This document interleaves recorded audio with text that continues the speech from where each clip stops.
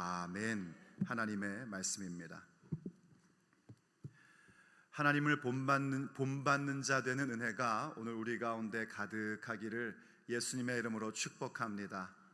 하나님을 기쁘시게 하는 그 삶의 모습, 그래서 우리를 빛되게 하시고 그 놀라운 영광 가운데 동참하게 하심이 우리의 삶 가운데 일어날 줄로 믿습니다. 하나님을 기쁘시게 하는 것, 그게 도대체 뭘 말하는 것일까요? 하나님을 기쁘시게 해드린다.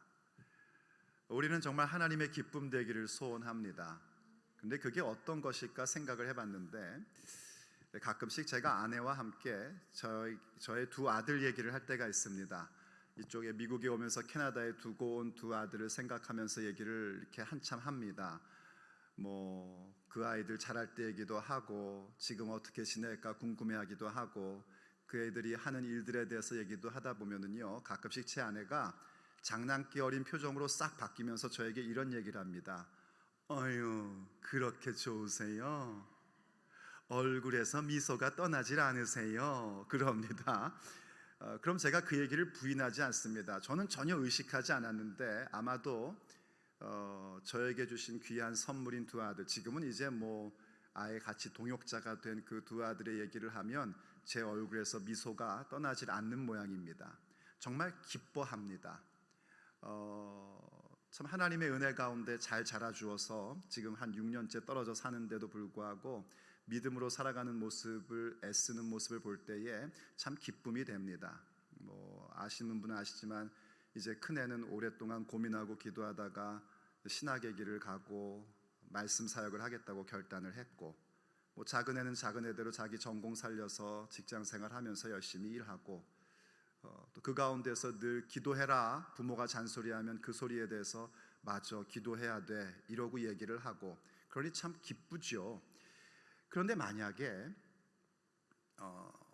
이 아이들이 그리스도의 삶을 포기하고 산다면 제가 어떨까 하는 생각을 해봤습니다. 사실 그 아이들에 대한 기쁨은요, 그 존재 자체가 기쁜 겁니다.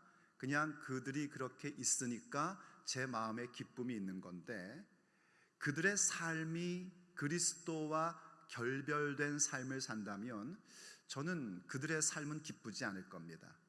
그들의 존재는 기쁜데 그들의 삶은 기쁨이 되지 못하고 그들의 생활에 대하여 저는 근심하기 시작을 할 겁니다. 그리고 그들이 계속해서 그러한 삶을 살아간다면 그 근심은 계속될 것이고, 결국은 그들의 존재 자체도 근심하게 될 겁니다. 감사한 것은 하나님 사랑하고 가족 사랑하고 믿음으로 살려는 모습이 있어서 그저 감사할 뿐입니다. 아직도 지 애비 닮아가지고 부족한 게 너무 많지만 그럼에도 불구하고 믿음으로 사는 게 감사할 뿐입니다. 하나님 앞에 우리도 그런 겁니다.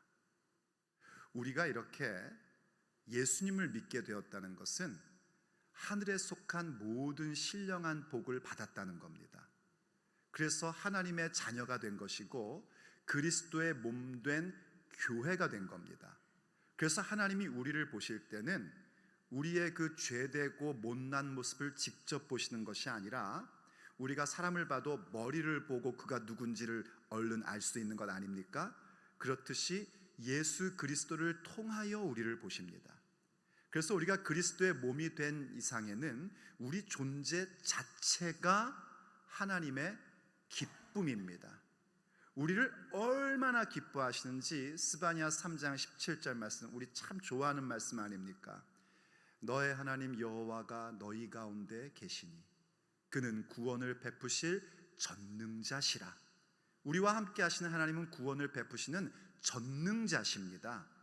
불가능이 없으신 분입니다. 그런데 어떠신가? 그분이 너로 인하여 기쁨을 이기지 못하시며, 이 표현 이해되십니까? 기쁜 정도가 아니란 말입니다. 이 기쁨을 이기지를 못한단 말이에요. 그냥 기쁨이 막 넘치신다는 겁니다, 우리를 볼 때에. 그런데 너를 잠잠히 사랑하사. 기쁨이 넘치면 우리는요 좀 이렇게 오바를 하기 마련인데, 그분은 전능하신 분이기 때문에 기쁨을 이기지 못하시는데 우리를 향한 사랑이 잠잠한 사랑입니다. 이 잠잠한 사랑이란 건 뭐냐면 막 좋아서 뭐 이렇게 하고 끝나는 게 아니라 오랫동안 사랑하여 그 저변에 도도히 흐르는 사랑입니다. 어느 것도 막을 수 없는 사랑. 저는 그걸 어디에 비유하냐면 평생을 함께 살아온 부부에서 보이는 그 사랑, 저는 거기에 비유를 합니다. 그렇게 하나님께서 우리를 기쁨을 이기지 못하시고 우리를 잠잠히 사랑하사 너로 인하여 즐거이 부르시며 기뻐하시리라 하십니다. 그러니까 우리가 하나님을 위하여 찬양하고 노래 불러야 되는데 하나님께서 우리를 향하여 기쁨을 이기지 못하시고 잠잠히 사랑하셔서 그분이 우리를 보며 즐거이 부르신대요. 그때 부른다는 건 노래 부른다는 얘기입니다. 즐거이 노래 부르시며 기뻐하신대요. 그만큼 하나님께서 우리의 존재 자체를 기뻐하신단 말입니다. 왜냐하면 구원 주셨기 때문입니다. 당신의 아들이신 예수 그리스도를 주셨고 하늘에 속한 신령한 모든 복을 받아 성령으로 인치심 받았고 그리스도의 몸된 교회가 되어서 그러한 존재가 되었기에 예수님을 통하여 보시니까 우리를 향하여 그분이 기쁨이 넘치시고 이기지를 못하시는 그런 놀라운 모습으로 우리 가운데 함께 하신단 말입니다.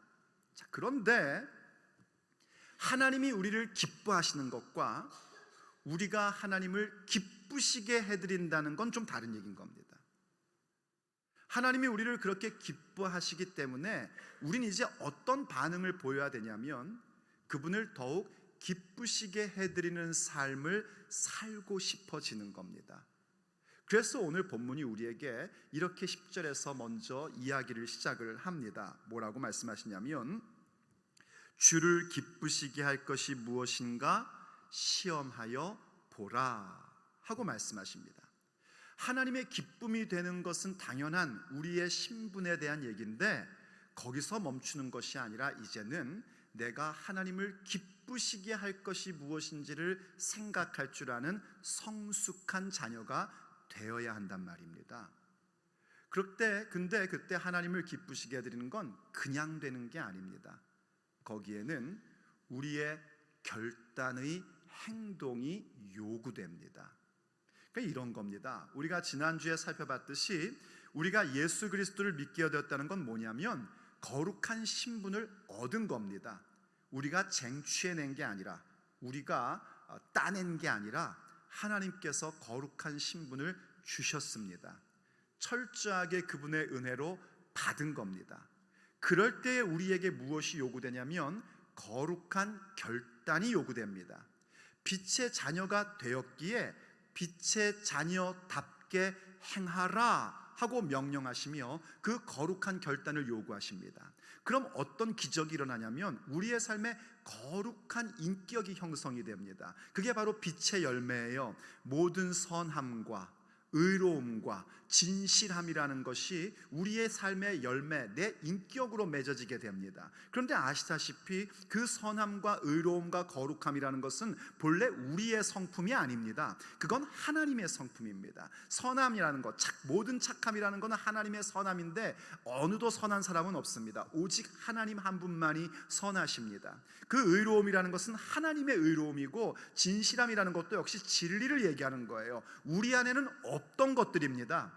전부 다 하나님의 성품인데 우리에게 거룩한 신분을 주시더니 거룩한 결단을 요구하시고 그 거룩한 결단을 가질 때에 하나님은 우리의 삶에 그러한 빛의 열매인 거룩한 인격을 갖게끔 맺어지게끔 또 해주시는 겁니다. 여기에 우리에게 주어진 역할이 뭐냐면 거룩한 결단이란 말입니다. 결단이라는 것은 생각으로 멈추는 것이 아닙니다. 상상력으로 끝나는 게 아니란 말입니다.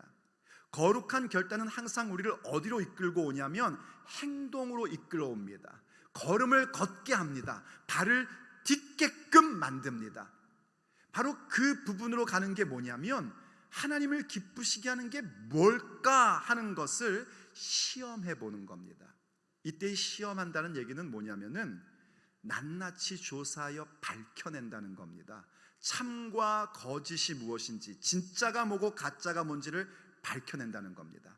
여기 시험한다라는 단어가 어디서 또 사용됐냐면 고린도전서 3장에서 사용됐는데, 고린도전서 3장에 보면 이런 표현이 나옵니다. 우리는 전부 다 예수님을 믿는 순간 그리스도 터 위에 우리의 인생을 세워가는 사람입니다. 그런데 그 터 위에 무엇을 쌓아가냐면 혹은 금이나 은이나 보석으로, 혹은 나무나 풀이나 짚으로 그 공력을 쌓아가는 인생 것이다, 쌓아간다라고 말씀합니다. 그러니까 예수님을 믿고 예수님의 터 위에 우리의 삶을 이루어간다고 해서 똑같은 게 아니란 말입니다. 금이나 은이나 보석이나 나무나 짚이나 풀이나 이런 종류의 것들로 우리의 인생을 쌓아 올라가는데, 이게 무엇이 진짜인지가 어디서 드러나냐면 불로 시험을 함으로 드러난다는 겁니다. 금, 은, 보석, 나무, 풀, 짚, 여기에 불을 확 찌르면은요, 나무와 풀과 짚은 전부 다 불살라 재가 되어버리는 겁니다. 남는 건 금과 은과 보석입니다. 그래서 우리가 그리스도 터 위에 내 삶을 어떻게 이루어가는지는 우리의 인생에 불시험이 올 때에 확연히 드러나게 되는 겁니다. 그게 시험한다는 뜻입니다. 그러니까 우리의 삶에서도 내가 하나님을 기쁘시게 해드리는 삶을 살겠다, 이러한 마음을 갖는 것은 하나님의 기쁨이 된 사람으로서 당연히 가져야 될 마음가짐입니다. 그런데 그때 우리가 무엇을 해야 되는가? 과연 정말 무엇이 하나님을 기쁘시게 해드리는 것일까 하는 부분들을 밝혀내야 됩니다. 과연 하나님을 기쁘시게 해드리는 것이 무엇일까요? 오늘 본문 속에서 우리가 그 부분들을 메시지로 듣게 됩니다. 첫째, 우리가 정말 하나님을 기쁘시게 해드리는 건 뭐냐면 어둠의 일에 참여하지 않는 겁니다. 하나님을 기쁘시게 해드리고 싶습니까? 어둠의 일에 참여하지 마십시오. 안 하실 분만 아멘 하십시오. 어둠의 일에 참여하지 마십시오. 어둠의 일에 끼어들지 마십시오. 어둠의 일에는 열매가 없습니다. 어둠의 일에 어찌 착함이 있으며 의로움이 있으며 또 진리, 진실함이 있을 수 있겠습니까? 그런 건 있을 수가 없습니다. 그 어둠의 일은 에베소서가 뭘 표현했냐면 사실 앞에서부터 계속 말씀했습니다. 그 어둠의 일이라는 건 이런 겁니다. 거짓말하는 겁니다. 내 승질대로 사는 겁니다. 막 거짓말하고 내 승질 나면은 막 욕하고 막 나쁜 말하고 이러는 거 말입니다. 기억나시죠? 우리 성도들은 임영희 목사가 한 설교는 다 기억하니까 기억나실 겁니다. 또 어떤 것이 있었습니까? 그 4장 29절에 보면은 더러운 말 하는 겁니다. 그러더니 5장 들어와서는 뭐라고까지 말씀하셨냐면 음행, 더러운 것, 탐욕, 누추함, 어리석은 말, 희롱의 말, 이러한 것들이 바로 어둠의 일들입니다. 이걸 이미 구체적으로 우리는 몇 주를 통해서 들었습니다. 그러면서 여러분의 마음 가운데 어떤 마음이 들었습니까? 그런 얘기를 들을 때에 나는 저걸 한번 해봐야지, 이런 마음 드신 분 계십니까? 손 들어 보십시오. 아무도 없지 않습니까? 그런 얘기를 들으면 그러면 안 되는데, 내가 비록 그렇게 실수했다 할지라도 아직도 우리가 옛사람을 벗지 못하고 옛 습관에서 벗어나지 못해서 내가 그렇게 또 옛 성질이 나왔다 할지라도 그 말씀을 들을 때 아이고 이 왼수야, 왼수가 딴 사람이 아니라 나구나 하면서 하나님 앞에 회개하며 도움을 구하고 정말 내가 그 모든 어둠의 일들을 버리고 싶습니다 하고 결단했지 않습니까? 그런데 또 성경이 우리에게 이 얘기를 요구하는 겁니다. 어둠의 일에 참여하지 말아라. 제발 좀 한번 본문 보십시오. 11절 말씀입니다.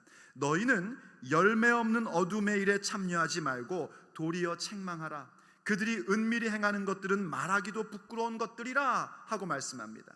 그 어둠의 일들은 말하기도 부끄럽단 말이에요. 이게 지금 누구에게 하는 얘기냐면 에베소 교회에게 얘기하는 겁니다. 교인들에게 얘기하는 거예요. 지금 하나님께서 우리들에게 말씀하시는 거란 말이에요. 이 타코마 지역에게 하시는 말씀이 아닙니다. 세상을 향하여 하시는 말씀이 아니에요. 교회인 우리를 향하여 하시는 말씀입니다. 그 얘기는 뒤집으면 무슨 얘기냐면 교회 안에도 여전히 이 어둠의 일 가운데 있는 자들이 있단 말이에요. 근데 그건 사실 드러내놓고 말하기도 부끄러워하는 겁니다. 여러분이 만약에 막 나쁜 말하고 누추한 말하고 희롱의 말하고 음행하고 탐욕 부리고 이러한 것에 대해서 자랑스럽게 말한다면 여러분 구원받은 자 아닙니다. 틀림없습니다. 구원받은 사람은 그럴 수가 없습니다. 왜냐하면 구원받았다면 하나님의 빛이 내게 임한 겁니다. 그 빛이 임하면 나의 부끄러움이 보일 수밖에 없는 것이고, 그건 정말 말로 꺼내기도, 말조차 하기도 부끄러울 수밖에 없는 것들입니다. 그런데 그런 일에 자꾸만 기웃거린단 말이에요. 왜 기웃거리는가? 그게 참 멋있어 보이기 때문입니다. 괜찮아 보이기 때문입니다. 그럴듯해 보이기 때문입니다. 우리의 그 하나님이 주신 영성이 튼튼하게 지켜지지 않으면 지금 여기 모여있는 우리들일지라도 그 옛사람, 옛날 모습, 그게 더 멋져 보이고 그럴듯해 보이는 그런 착각을 갖기 마련입니다.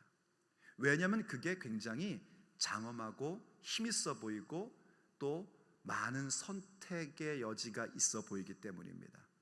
시편 1편의 표현을 쓰자면 그런 거예요. 악인의 꾀, 죄인들의 길, 오만한 자들의 자리인 겁니다. 이 시편 1편 1절에 나오는 복 있는 자는 악인들의 꾀를 따르지 아니하고 죄인들의 길에 서지 아니하고 오만한 자들의 자리에 앉지 아니한다 하는 데서 나왔던 이 6개의 명사가요, 전부 다 남성 복수 명사입니다. 히브리어에서 남성 복수 명사는 어떤 느낌을 탁 주냐면 장엄함, 어떤 힘 있음, 능력 있음, 이러한 것들을 의미합니다. 그러니까 세상의 모든 모습들이 그렇게 장엄하고 힘있고 능력 있는 모습으로 비추어진단 말이에요.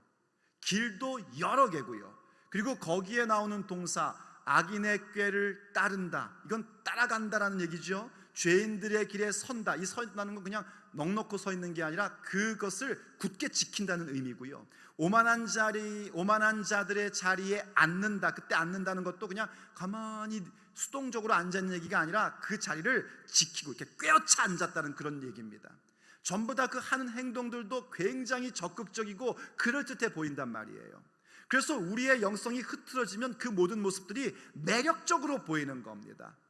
그래서 거기에 자꾸만 미혹이 되는 겁니다. 그래서 여러분들 깨어 있으셔야 됩니다. 그러한 어둠의 일들에 참여하는 자가 되어서는 안 됩니다. 왜냐하면 하나님은 그러한 것들을 기뻐하시지 않기 때문입니다. 시편 147편 10절 말씀을 보십시오. 여호와는 말의 힘이 세다 하여 기뻐하지 아니하시며 사람의 다리가 억세다 하여 기뻐하지 아니하시기. 무슨 말이냐면 말의 힘이 세다, 이 얘기는 그냥 말이 힘센 것 이런 차원의 얘기가 아니라요, 이 힘센 말을 갖고 있는 사람을 얘기하는 겁니다. 이 고대 사회에서 말이라는 것은 일반인이 갖고 있을 수 있는 게 아니래요. 일반인이 갖고 있어도 그 말은 언제 자기 소유라고 할 수가 없는 이유가 뭐냐면 전쟁이 나면 전부 다 수거되는 게 말입니다. 그러니까 말은 전쟁용입니다. 그러니 이 센 말을 갖고 있다는 건 뭘 얘기하는 거냐면 적군과의 전쟁에서 승리할 수 있는 힘을 갖고 있다는 거예요. 그러니까 오늘날로 표현하자면 성공한 사람의 모습을 얘기하는 겁니다. 또 사람의 다리가 억세다, 이건 어떤 거냐면 개인적으로 굉장히 능력이 있고 기술이 있고 이런 걸 말하는 겁니다. 얼마나 좋은 모습입니까? 사회적으로 성공하고 개인적으로 자기가 실력이 있고 능력이 있는 모습, 이건 참 좋은 모습입니다. 그런데 하나님이 그걸 기뻐하지 않으신대요. 왜 그럴까요? 인생의 성공이라는 것, 우리의 능력이라는 건 참 한계가 있는 것이고요, 우리의 삶의 성공과 어떠한 능력은요, 하나님이 주시고자 하면 하루아침에도 주실 수 있는 것입니다. 그러니까 우리가 얼마나 성공을 했느냐, 우리가 얼마나 능력이 많느냐로 하나님이 기뻐하시지 않는단 말이에요. 근데 우린 그것이 하나님을 기쁘시게 할 거라고 생각합니다. 그러다 보니까 그 악인들의 꾀와 죄인들의 길과 오만한 자들의 자리들도 매력적으로 보이는 이 옛 성품이 다시 불쑥 튀어나오는 겁니다. 그것을 하나님은 기뻐하시지 않습니다. 그럼 무엇을 기뻐하시는가? 그 다음 11절이 이렇게 얘기합니다. 여호와는 자기를 경외하는 자들과 그의 인자하심을 바라는 자들을 기뻐하시는도다. 아멘. 하나님을 경외하는 자들을 기뻐하신대요. 일단은 하나님은요, 하나님 경외하는 자를 기뻐합니다. 경외라는 건 무슨 말인 줄 아시죠? 두려워한다는 겁니다. 하나님 두려워하실 줄 아셔야 됩니다. 하나님은 사랑이십니다. 그런데 그 사랑이 우리가 생각하는 우리를 스포일시키는 사랑이 아닙니다. 두려워해야 할 사랑입니다. 사랑하면 두려워하게끔 되어 있습니다. 제 애들이 묻더라고요. 아빠는 뭐가 제일 무서워? 하나님이 제일 무서워. 아이, 그건 당연히 알지. 그거 말고 누가 제일 무서워? 네 엄마가 제일 무서워.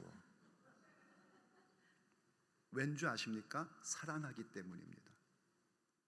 사랑하면 두려워하게끔 되어 있습니다. 그건 공포를 얘기하는 게 아닙니다. 그건 가까이 못하겠다 이 얘기가 아닙니다.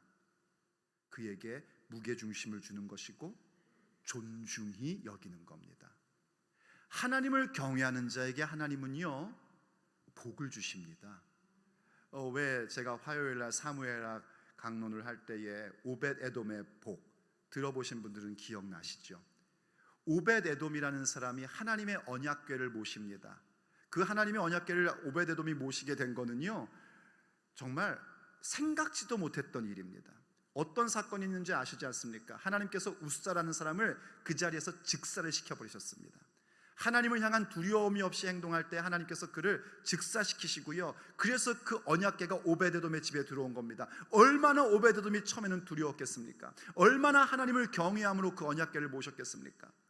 그런데 하나님이 복을 주셨는데 석 달 동안의 복을 주셨어요.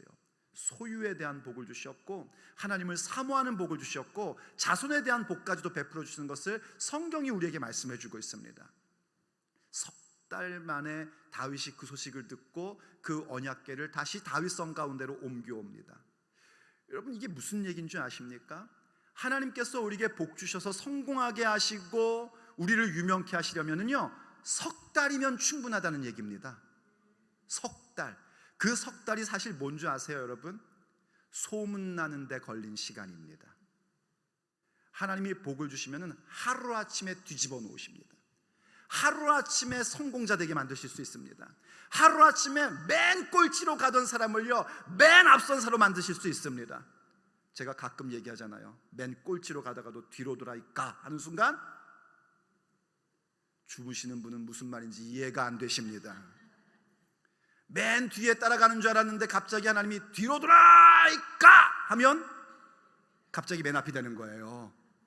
하나님은요, 하시고자 하시면은요, 하루아침에 가난한 자로 하여금 부욕해 주시고 절망에 있는 자를 희망이 넘치게 하시고 지혜 없는 자 지혜 있게 하시고 무명한 자 유명케 하시고 그러실 수 있는 분이 바로 전능하신 하나님이십니다.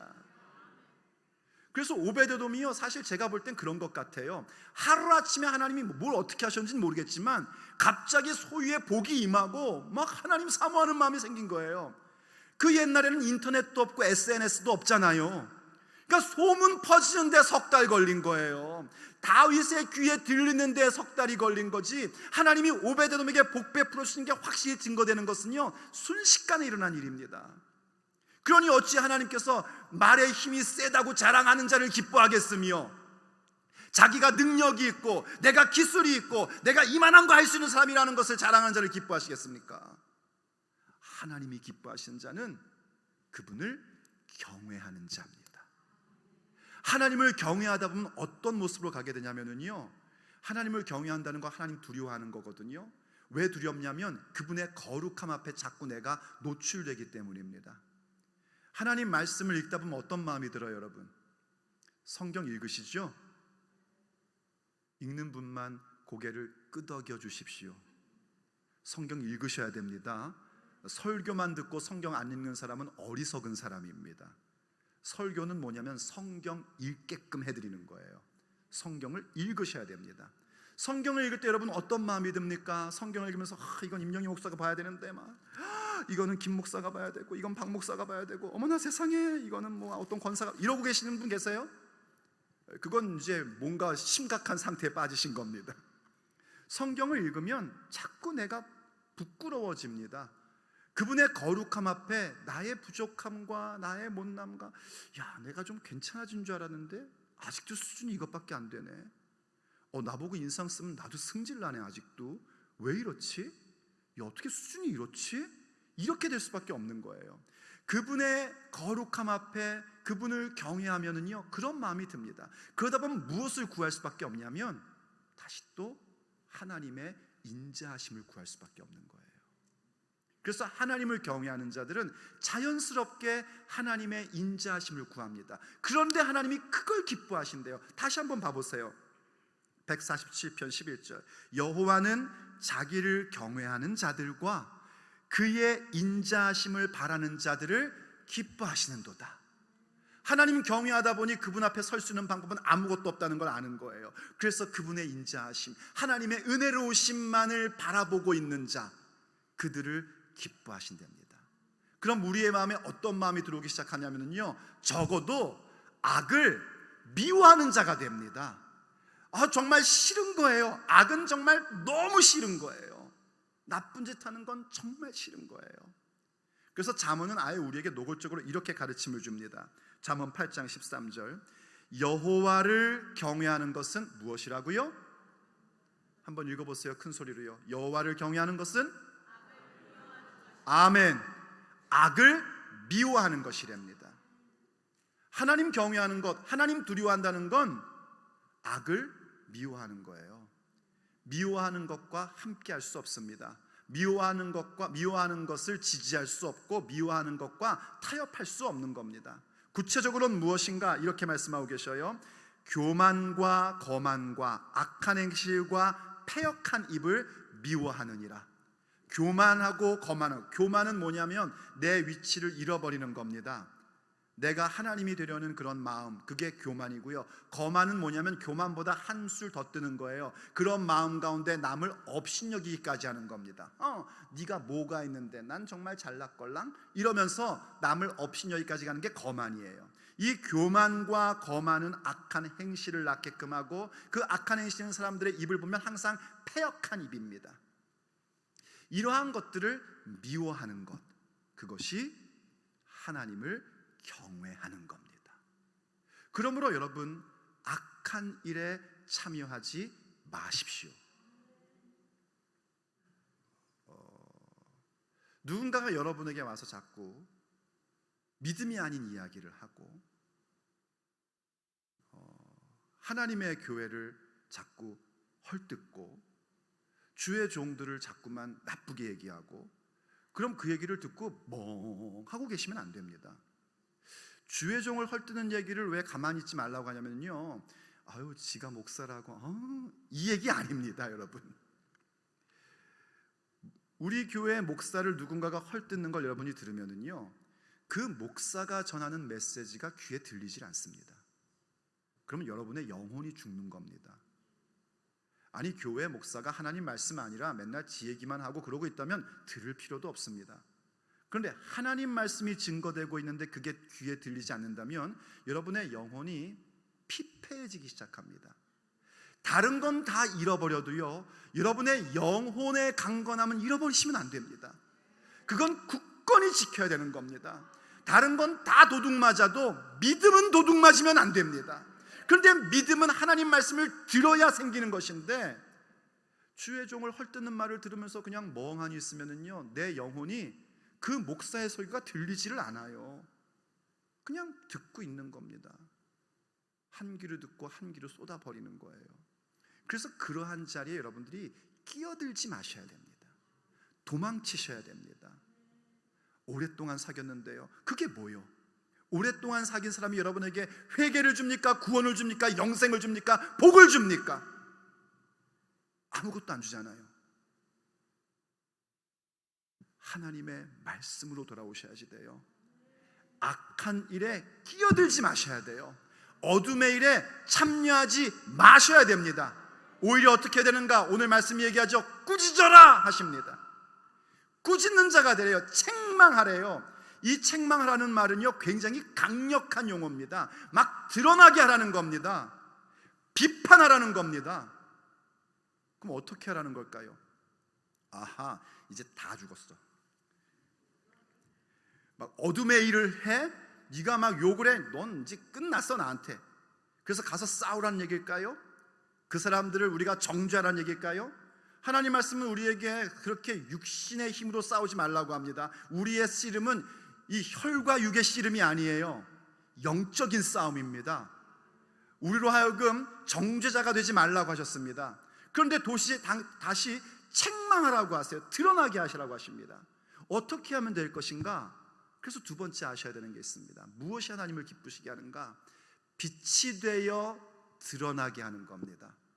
우리가 그들을 책망하는 건 우리의 입술로 책망하고 우리가 손가락질하여 책망하는 게 아닙니다. 내가 그리스도의 빛이 되어 그들의 그 못난 모습과 잘못됨과 왜곡됨이 드러나게끔 하는 것입니다. 그래서 오늘 본문의 13절을 보면 이렇게 말씀하고 있는 겁니다.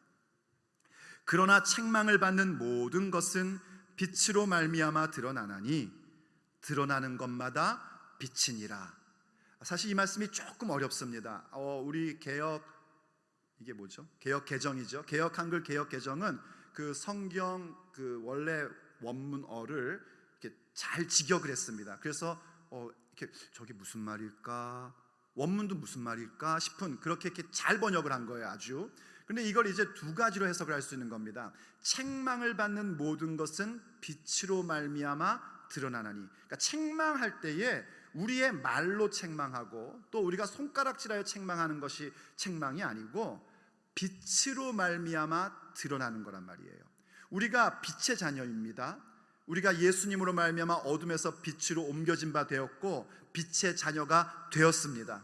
그래서 우리의 삶은 그야말로 빛나는 인생입니다. 우리의 빛이 비추어질 때에 어둠의 일들이 드러나게 된단 말이에요. 그런데 그 다음 구절, 드러나는 것마다 빛이니라. 이게 참 애매한 말씀인데 여기엔 두 가지의 미닝이 있습니다. 하나는 뭐냐면 그 드러나게 할 수 있는 것이 빛이다, 이런 의미입니다. 그러니까 지금까지 말씀드린 것처럼 우리가 빛이 됨으로 이 세상의 어두운 일들이 이게 잘못된 것이고 왜곡된 것이고 하나님을 거역하는 것이다 하는 게 드러나게끔 한다는 얘기고요. 또 하나의 미닝은 뭐냐면 이렇게 우리가 책망받는 모든 것은 빛으로 말미암아 드러난다, 그렇게 빛으로 모든 걸 드러나게 할 때에 그 드러나게 된 존재들이 다시 빛으로 회복된다라는 의미도 있는 겁니다. 그러니까 우리가 이게 지금 세상을 향한 얘기가 아니라 교회 공동체 안에서의 이야기라고 말씀드렸습니다. 교회 안에서 분명히 빛의 자녀가 된 자인데 거룩한 신분을 얻은 자인데 그 거룩한 결단을 하지 못하고 그 거룩한 열매를 맺지 못한 모습을 가지면 그 사람은 지금 어둠의 일에 끼어들고 있는 거예요. 어둠의 일에 끼어드는 모습을 볼 때 우리가 어떻게 해야 되는가? 거기에 함께 동참하는 게 아니라 오히려 책망하는 자가 돼야 돼요. 책망하라고 얘기했죠. 네, 책망하는 자가 돼야 된단 말입니다. 책망한다는 건 뭐냐면 드러나게 하는 것인데 어떻게 드러나게 하는가? 내 삶에 빛나는 그 빛으로, 하나님의 말씀을 따라간 그 빛으로 그들의 그 책망받을 것이 드러나게 하는 거예요. 그럼 그들이 구원받은 자일진데 어떻게 되는가? 그 빛으로 말미암아 아이쿠야 그거 아닌데 이거 아닌데 하고 다시 빛의 대열에 함께 동참하게 된다는 겁니다. 이런 이중적인 의미를 가지고 있는 그런 구절이에요. 그거 하라는 겁니다. 그게 어떻게 가능한가? 우리가 진리 가운데에서 행하고 나아갈 때에 하나님께서 그것을 기뻐해 주시고 그 진리 가운데 가는 모습이 빛이 되어서 어둠의 일에 끼어들었던 우리 믿음의 형제자매들이 회개하고 돌아오게 하는 그런 위대한 역사를 만들어 주시는 겁니다. 그게 우리에게 꼭 필요한 부분이고 그것을 하나님께서 기뻐하십니다. 요한 3서 1장 2절부터 보면 이런 말씀이 있습니다. 사랑하는 자여, 내 영혼이 잘됨 같이 내가 범사에 잘되고 강건하기를 내가 간구하노라. 아멘. 이 말씀 나오면 주무시다가도 아멘 하셔야 됩니다. 얼마나 좋은 말씀이에요. 우리가 참 좋아하는 말씀이잖아요. 근데 이 말씀도 여러분들이 주의 깊게 잘 보셔야 됩니다. 내 영혼이 잘됨 같이. 첫째가 뭐냐면 영혼이 잘 되는 겁니다. 그러면 어떻게 돼요? 내 범사가 잘 되고 강건해지는 거예요. 보통 우린 거꾸로 생각합니다. 막 우리가 건강하고 범사가 잘 되면 막 내 영혼이 잘 되고 있구나 이렇게 생각을 하는데 전혀 그렇지 않단 말이에요. 먼저는 영혼이 잘 되는 겁니다. 지금 내 삶에 뭔가가 무너진 것 같고 왜곡된 것 같고 쓰러진 것 같고 뭔가가 잘 안 되는 것 같아도요, 내 영혼이 강건하고 내 영혼이 잘 되면 하나님께서 그 다음 모든 것들은 부속적으로 따라오게끔 만들어 주십니다. 모든 것이 잘 되게끔 해주시고 내 삶을 강건하게끔 만들어 주십니다. 그래서 우리가 가장 관심 가져야 될 게 내 영혼의 문제란 말이에요. 영혼의 문제에 대해서 양보하지 말란 말입니다. 영혼이 잘 돼야 됩니다. 근데 그 영혼 잘 된다는 게 구체적으로 어떤 것인가? 그 다음 3절 말씀도 매우 중요한 말씀이에요. 형제들이 와서 내게 있는 진리를 증언하되 내가 진리 안에서 행한다 하니 내가 심히 기뻐하노라. 내가 내 자녀들이 진리 안에서 행한다 함을 듣는 것보다 더 기쁜 일이 없도다. 사도 요한이요, 장로로서 지금 이 요한 공동체에게 편지를 쓰면서 한 얘기예요. 그가 한 장로로서 이렇게 자녀들, 교인들이 그렇게 하나님 앞에서 진리 가운데서 행한다는 말을 들으니까 너무 기쁘다는 겁니다. 근데 그게 과연 요한의 얘기일까요? 아닙니다. 주님의 말씀입니다. 하나님께서 우리를 보실 때에 이 자녀들이 진리 가운데서 살아가고 그 진리 가운데 행하고자 하는 모습, 비록 내 삶에서 뭔가 힘이 들고 어렵고 남들이 볼 때 아니라고 그렇게 손가락질하고 고개를 가로지른다 할지라도 아니다, 이게 하나님의 말씀이니까 나는 진리 안에서 행해야겠다 하는 그 모습을 볼 때 하나님께서 기뻐하신단 말입니다. 하나님께서 기뻐하시면 그의 영혼은 잘 되게끔 되어 있습니다. 영혼이 잘 되니 범사 잘 되고 강건한 역사는 일어나게끔 되어 있는 것입니다. 그래서 진리 가운데서 행하셔야 됩니다. 제가 오래전에 MIT 공대를 나온 공학 박사인 정진효 씨던가요? 그분이 쓴 책인 책 제목이 뭐더라? 루카스 이야기라는, 치유의 꿈, 루카스 이야기라는 책을 읽은 적이 있어요. 그 책이 어떻게 제 손에 들어왔는지 모르겠는데 제 이렇게 서재에 꽂혀져 있었어요. 근데 읽기가 싫더라고요, 왠지.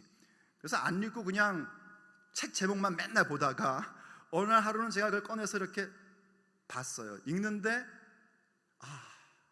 빛으로 드러나게 한다는 게 이런 인생이구나 하는 그런 한 이야기를 거기서 읽게 됐었습니다. 이 루카스의 이야기는 이런 겁니다.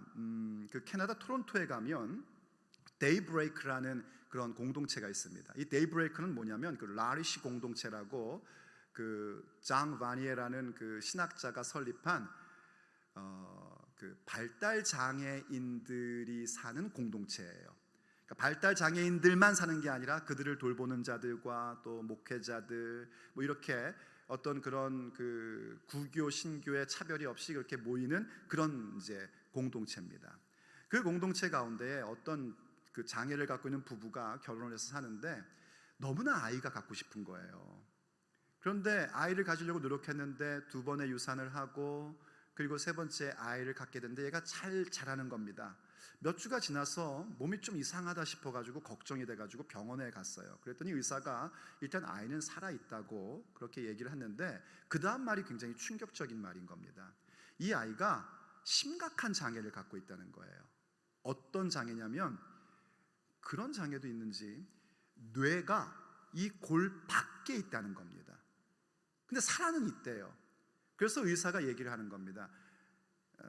인공유산을 시켜야 된다. 얘는 왜냐하면 태어난다 할지라도 15분을 살면 잘 사는 거다. 15분밖에 못 산다. 얘는 아무리 길어봐야. 그래서 인공유산을 시키자 했는데 이 장애를 갖고 있는 이 부부가요, 하나님을 사랑하는 사람들이었어요. 그래서 인공유산이라는 것은 이 아이를 죽이는 건데 하나님이 우리에게 주신 생명을 우리가 어떻게 직접 죽이냐, 안 하겠다 하고 결정을 내리자 이 의사가 버럭 화를 냈답니다. 근데 그 부부의 고집을 꺾을 수 없었어요. 하나님께서 주신 생명이니 기르겠다 하고 집으로 돌아옵니다. 집으로 돌아와서 이제 그 배 속의 아이의 이름을 루카스라고 이름을 짓고 그때부터 그 배 속에 있는 아이를 매일 축복기도 해주고 배를 어루만지고 그렇게 하다가 드디어 9개월 만에 아이가 태어났어요. 정말 그 부부에게 있어 세상에서 가장 아름다운 아들의 얼굴을 보게 되었는데, 그 정말 봤던 대로 이 머리 뒤에 그 뇌가 담겨져 있는 주머니가 이렇게 골 밖에 있는 그 채로 태어난 겁니다. 그래서 의사가 최대한 이 아이를 꼭 안아주라고 해서 이 부부가 그 아이를 꼭 안아줍니다. 약속했던 15분이 지났어요. 30분이 지나고 1시간, 2시간, 3시간, 하루가 지났는데 애가 살아있는 거예요. 그래서 병원에서 뭐 해줄 수 있는 게 아무것도 없다, 집에 가라고. 그래서 아이를 데리고 집으로 옵니다.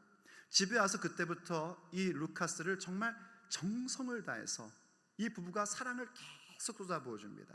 매일 선물을 해주고, 매일 축복을 해주고, 매일 기도를 해주고, 그리고 주변의 친구들을 불러서 같이 함께 잔치도 하고, 조심스럽게 닦아주고, 정말 모든 사랑을 다 쏟아부어 줍니다. 그리고 이 루카스가 17일을 그렇게 살고 하나님께로 돌아갑니다.